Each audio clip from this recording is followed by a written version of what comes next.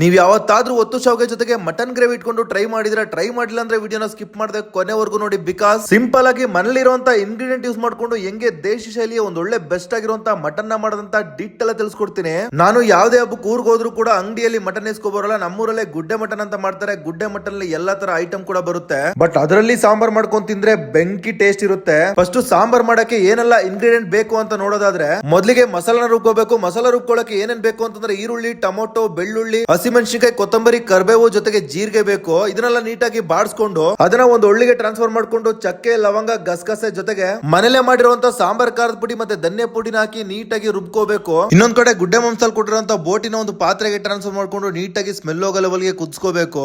ಅದಾದ್ಮೇಲೆ ಪಾತ್ರೆಗೆ ಸ್ವಲ್ಪ ಎಣ್ಣೆ ಹಾಕೊಂಡು ಸಾಸಿವೆ, ಜೀರಿಗೆ, ಈರುಳ್ಳಿ, ಮೆಣಸಿನಕಾಯಿ, ಕೊತ್ತಂಬರಿ, ಕರ್ಬೇವು ಹಾಕಿ ನೀಟಾಗಿ ಬಾಡಿಸ್ಕೋಬೇಕು. ಅದಕ್ಕೆ ನೀಟಾಗಿ ತೊಳೆದಿಟ್ಕೊಂಡಿರುವಂತ ಮಟನ್ ಹಾಕಿ ಉರಿಬೇಕು. ಉರಿದಾದ್ಮೇಲೆ ಮಸಾಲಾ ಐಟಮ್ ನ ಟ್ರಾನ್ಸ್ಫರ್ ಮಾಡ್ಕೋಬೇಕು. ಅದರಲ್ಲೇ 2 ನಿಮಿಷ ಮಟನ್ ಚೆನ್ನಾಗಿ ಫ್ರೈ ಆಗ್ಬೇಕು. ಅದಾದ್ಮೇಲೆ ಮಸಾಲಾ ಮತ್ತೆ ಉಪ್ಪು ಆಡ್ ಮಾಡಿ ನೀರ್ ಹಾಕಿ ಕುದಿಯಕ್ ಬಿಡ್ಬೇಕು. ಚೆನ್ನಾಗಿ ಕುದಿಯೋ ಟೈಮಲ್ಲಿ ಬೋಟಿ ಹಾಕಿ ಕುದಿಸಿ ಫೈನಲ್ ಆಗಿ ಚರ್ಬಿ ಹಾಕಿ ಸ್ವಲ್ಪ ಕುದಿಯಕ್ ಬಿಟ್ರೆ ಮಟನ್ ಸಾಂಬಾರ್ ರೆಡಿ ಆಗುತ್ತೆ. ಬಿಸಿ ಬಿಸಿಯಾಗಿರುವಂತ ಮಟನ್ ಸಾಂಬಾರ್ ನ ಮುದ್ದೆ ಜೊತೆ ಟ್ರೈ ಮಾಡಿದ್ರಂತೂ ಕ್ರೇಜಿ ಇರುತ್ತೆ. ಇನ್ನು ಶಾವಿಗೆ ಜೊತೆ ಟ್ರೈ ಮಾಡಿದ್ರೆ ಪಕ್ಕಾ ಕಳೆದೋಯ್ತಾರೆ. ನನಗಂತೂ ಸಿಕ್ಕಾಬಟ್ಟೆ ಇಷ್ಟ ಆಯ್ತು. ಸೊ ಸಿಂಪಲ್ ಆಗಿರುವಂತ ರೆಸಿಪಿನ ನೀವು ಕೂಡ ಮನೇಲೆ ಮಾಡ್ಕೊಂಡು ಟ್ರೈ ಮಾಡಿ. ಇದೇ ತರ ಕನ್ಸ್ಕೊಳ್ಳೋಣ. ಫುಡ್ ಗಂಟೆ ಪೇಜ್ ನ ಫಾಲೋ ಮಾಡಿ.